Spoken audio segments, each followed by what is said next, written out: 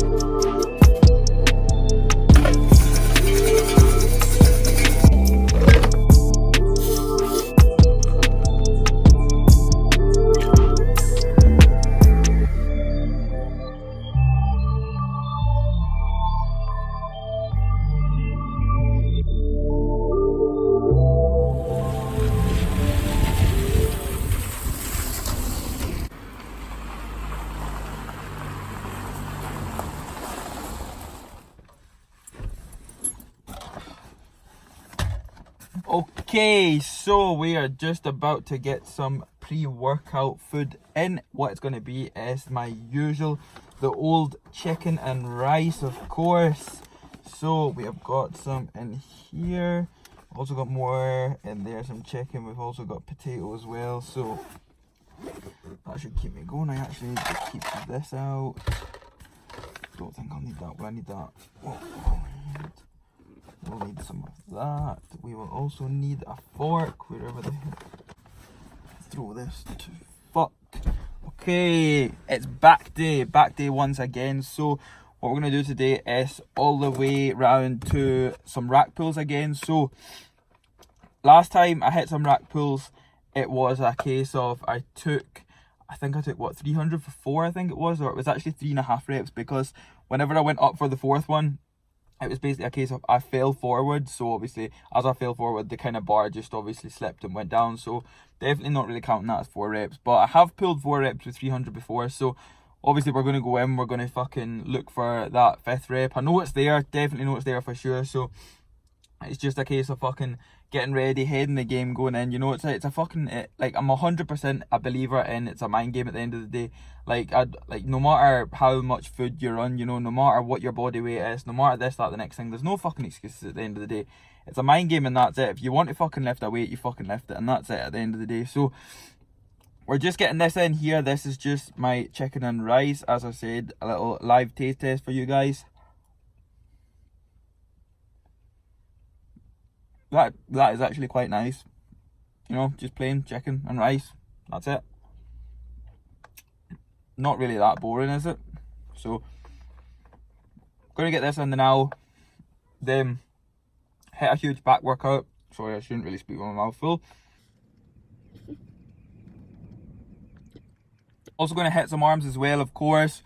Weighted pull-ups, probably some pull-downs, rows, of course. And I think that'll really be about it. But apart from that, I'm going to get this meal in. I hope you enjoy this workout. I hope you enjoy the video. If you do enjoy the video, don't forget to hit that thumbs up button. Subscribe if you are new. And I will see you guys soon.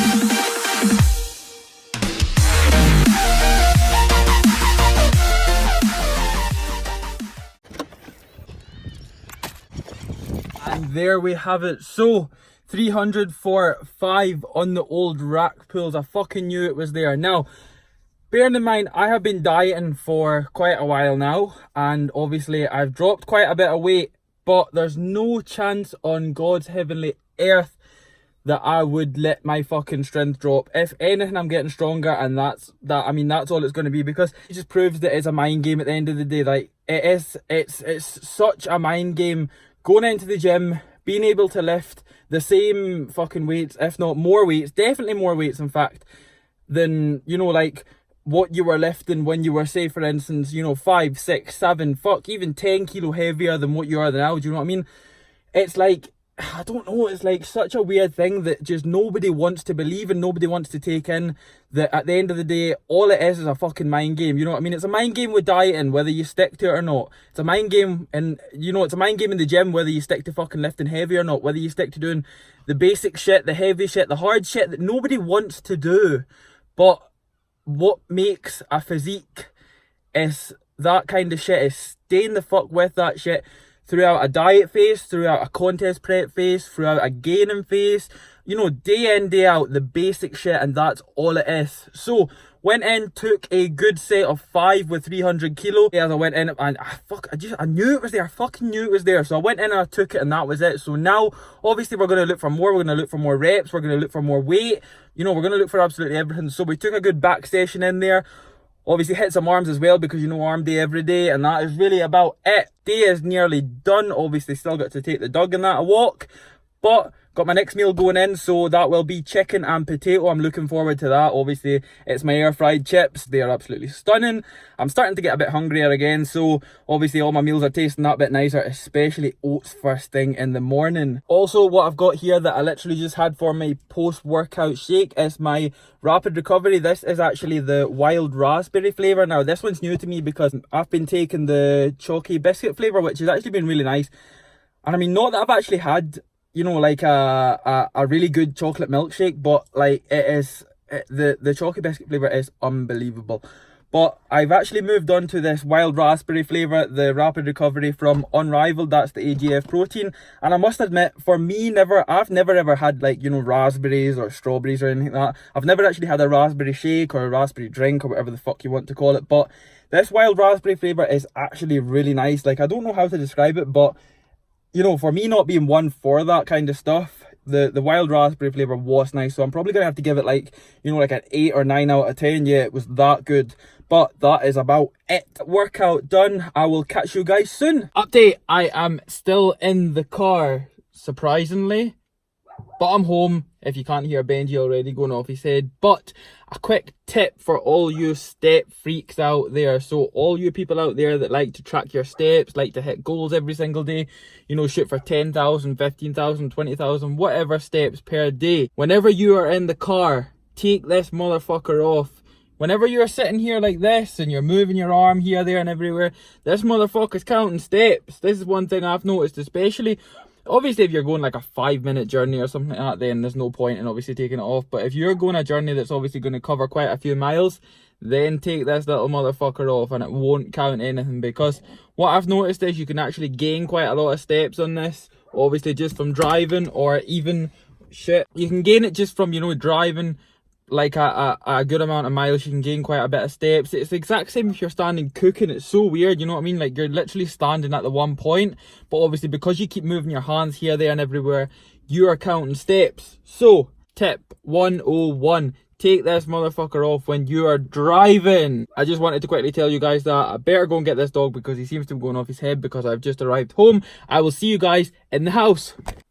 Update, I'm back in the house. So here we go. So what I done basically was I put my Instagram, just a kind of few questions obviously just to answer in this video, but what I'm going to do is I'm going to run through a few of these questions and just kind of take you over obviously my best advice or my opinion, things like that, just about the questions. What it'll be is, just before we wrap this video up, I'm just going to cover a couple of these, answer the questions that you guys have asked me, and that'll be about it. So question number 1, one of the questions I frequently get asked is obviously, do I kind of log my workouts, and do I log this, do I logbook, I'm never going to logbook and things like that. And I mean, I have covered it quite a bit that I don't log, and obviously I never have logged it's just never worked, never been an interest of mine, so I've obviously never did it. Will I ever do it? I probably won't do it, to be quite honest. Again, just because it's never been a thing for me in the beginning, I don't believe that I'm gonna start doing it, you know what I mean? I don't believe I'm gonna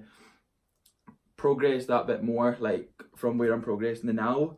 I don't believe I can like take things that bit further with obviously like a little book. But at the end of the day, I'm not saying like there'll be a lot of people that'll agree with this and a lot of people that'll, like 99% of the people will disagree with this, because obviously 99% of the people logbook these days just because you see somebody else doing it, and like fair enough, I'm making progress.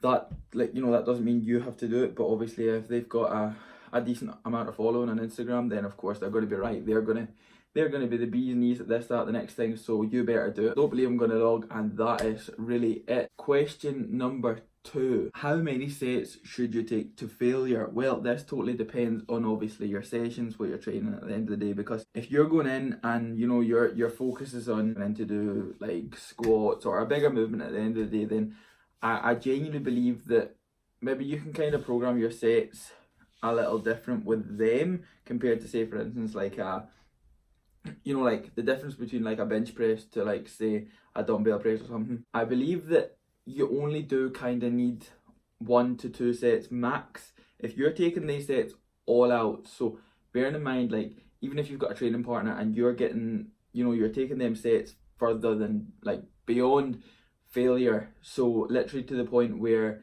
your spotter is lifting that weight, like literally there's fuck all left. So like you can get to a point where there's hardly anything left, then you get to a point where you're at failure, then you get to a point where you're beyond failure. So that's literally taking the set as far as humanly possible. So literally forced reps. So like even past forced reps where there's absolutely nothing. I would say like, you know, 1 to 2 sets max on exercises, and that's working sets. So that's not just literally, you know, 1 warm-up set and 1 working set, or like, you know, just 2 warm-up sets or something stupid like that. That's literally 2 working sets. So get to your working sets as quick as possible without expending any energy at all. So literally give up absolutely nothing. If you need to do 1 rep in a warm-up set, do 1 rep in a warm-up set. If you need to do 5 reps, do 5 reps. Don't just, you know, don't take it all out to failure. If you're going to do 2 to 3 sets, fine, fair enough. But it just totally depends on what exercise you're going to do. You know, if you're going to be doing a major compound exercise, or obviously if you're going to just be doing an isolation exercise. But I would definitely recommend taking literally everything to failure. So not just 1 exercise at the start of the workout and then the rest of the workout you're just going to do 3 to 4 sets of 10. Like, that's, to me, that's bullshit. That's boring at the end of the day as well, because like, what the fuck are you going to get out of, you know, doing 3 sets of 10 reps and that's really it? You know, your body's just going to get used to that, and it's going to be like, oh well, I'm just waiting for these next 3 sets of 10 reps, then that'll be me, then I'm done. You want to shock the living daylights out your body. I mean, the only way it's going to adapt is if you're doing stuff that it's not used to doing. You need to be doing stuff that it doesn't want to do. So what I'm saying is, you know, take your sets further than beyond. Do what your body doesn't want to do, and trust me on that, you will see progress, you will see improvements. So there we go. If you're doing 2 to 3 working sets, take fucking everything to failure. Take that full workout to failure.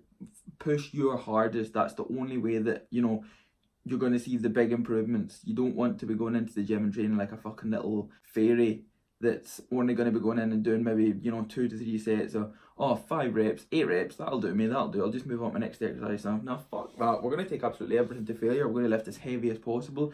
You know, you're going to lift weights that you've never lifted before. You're going to take things past where you've never took them before. And that's it. What I'll do is I'll cover one more question, and this is the one that I've been asked so much recently, and even more recently than that, I'm probably going to be asked it again in the future. But this is one of the things that I solely believe, and I don't think this will ever leave me. Can you still get stronger when you're in a deficit? Can you still get stronger when you're dieting? Can you gain strength when you're dieting? Can you, like, yes, of course you can get stronger when you're in a deficit. Why couldn't you get stronger if you're in a deficit? What is your food like? If your nutrition is where your nutrition needs to be and you're getting the sufficient nutrients into your body, just like what you would do when you were in a surplus, then of course you can get fucking stronger. Like, this is the biggest myth and the worst ever thing out there. And I don't even believe this question needs to be asked. Like, can you gain strength in a deficit? What is a deficit?